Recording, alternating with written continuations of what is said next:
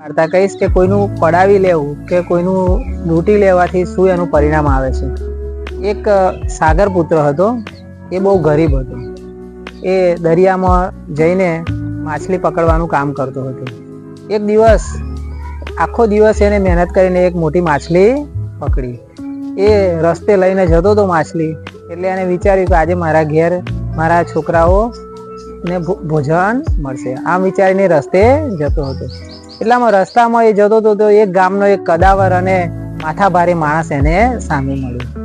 પેલા માથાભારે માણસે આ ગરીબ સાગર પુત્રના હાથમાં માછલી જોઈ એટલે એ એને એની ધાક ધમકી આપી અને એની માછલી ઝૂંટવી લીધી. પેલો માણસ માથાભારે માણસ માછલી લઈને જતો હતો.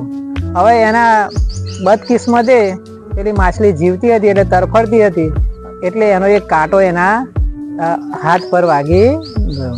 એ હાથ પર વાગ્યો એટલે એ હાથથી એને દુખાવો થવા લાગ્યો. ઘરે ગયા પછી એને એ દુખાવો બહુ વધી ગયો. પછી ધીમે ધીમે એ દુખાવો વધારે થયો એટલે દવાખાનામાં ગયો. દવાખાનામાં દવા કરાવી તો પણ એનો દુખાવો મટ્યો નહીં. ત્યાર પછી એ દુખાવો એને વધતો જ ગયો. પછી ડૉક્ટર પાસે ગયો તો ડૉક્ટરે કહ્યું કે એના અંગૂઠામાં એનું ઇન્ફેક્શન થયું છે, એટલે તારો અંગૂઠો કાપવો પડશે. એટલે એનો અંગૂઠો પણ કાપી નાખ્યો. અંગૂઠો કાપ્યા પછી પણ એનું જે અસર હતી એ એના હાથ સુધી જવા લાગી. એના હાથ સુધી આ અસર ગઈ એટલે એને મોટા ડૉક્ટરો પાસે બતાવ્યું. આમ છતાં પણ એનો કોઈ દુખાવામાં રાહત મળી નહીં. એટલે એક ડૉક્ટરને મળ્યો ત્યારે ડૉક્ટરે કહ્યું કે આ જે તારો જે દુખાવો છે એ દુખાવો મટતો નથી, એની પાછળ કોઈકનો શ્રાપ હોય એવું લાગે છે. તે કે કોઈનું કંઈક અહિત કે કંઈક ખરાબ કર્યું છે.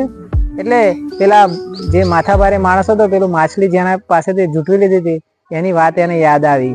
તો કહ્યું કે હા, મેં એક ગરીબ સાગર પુત્રની પાસેથી આ માછલી લઈ લીધી હતી અને એનો આ મને કોટો વાગ્યો હતો.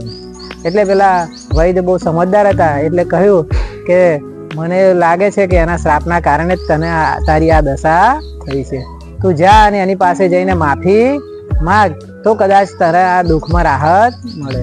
એટલે પેલો દોડીને ગયો, એના ઘરે જઈને એના પગમાં પડ્યો અને એની માફી માગી અને કહ્યું કે મેં તારી માછલી જ્યારે ઝૂંટવી લીધી ત્યારે તે શું કહ્યું તું? તો પેલા સાગર પુત્રએ એક જ જવાબ આપ્યો કે મેં બસ એક જ પ્રાર્થના કરી હતી કે ભગવાન આને એની તાકાત બતાવી છે, તો ભગવાન હવે તમે એને તમારી તાકાતનો પરચો બતાવજો. એટલે ભગવાને એમની તાકાત તને બતાવી દીધી ને આજે તારી આ હાલત થઈ છે. પણ જા, હવે મેં તને માફ કરી દીધો છે. અને તે દિવસથી એના જે હાથનો જે દુખાવો હતો એ હાથનો દુખાવો ધીમે ધીમે ઓછો થવા લાગ્યો. એટલે આ વાર્તા પરથી આપણને એ શીખ મળે છે, આપણે એ શીખવાનું છે કે આપણે પણ જો આપણી પાસે કોઈ સત્તા હોય કે કોઈ હોદ્દો હોય તો એનો દુરુપયોગ ક્યારે કરવો જોઈએ નહીં. કેમ કે કોઈને માણસને જ્યારે આપણે હેરાન કરીએ છીએ, પરેશાન કરીએ છીએ, તો ન જાણે ક્યારેક એના જો શ્રાપ અથવા એની જો બદદુઆ આપણને લાગે તો કોક વાર એના પગમાં જઈને પણ આપણે પડવું પડે.